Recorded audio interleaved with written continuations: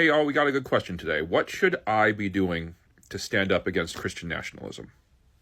Now, among those of us who love Jesus, I can probably safely say that Christian nationalism represents the most toxic of the toxic fandom within our community.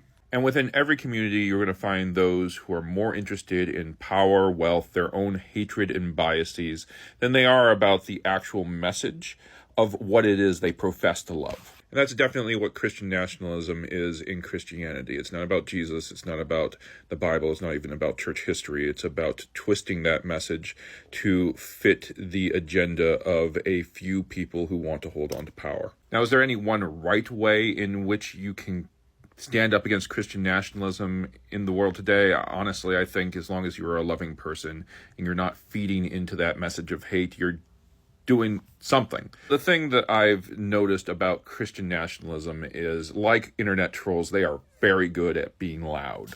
And I think that toxic Christian message is so loud that there are many people in America today who do not realize that there are a lot of Christians who do not buy into that message. And that is not their fault. It's not that they're not listening. It's that a lot of progressive churches in our country have been silent for a very long time, especially when it comes to things like the rise of Christian nationalism in our country. And that's not to say that nobody in the progressive church has ever stood up to speak out against this toxicity within Christianity. It just means that it takes a lot to match the volume that is coming from that side of the faith. And so how do we combat that toxicity that is so loud and so deeply rooted in our country today?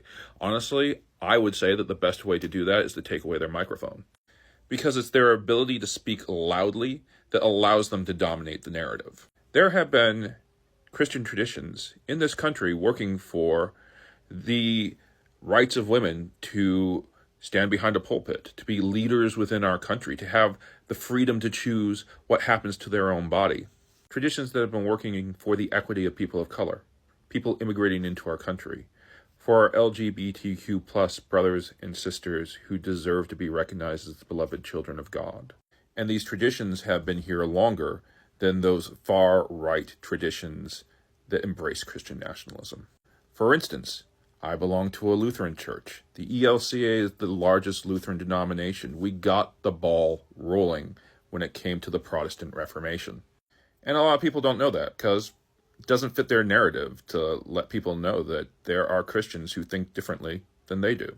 James, the brother of Jesus, says that those who teach should be those who will use their voice to bless the Lord God and not to curse their brothers and sisters.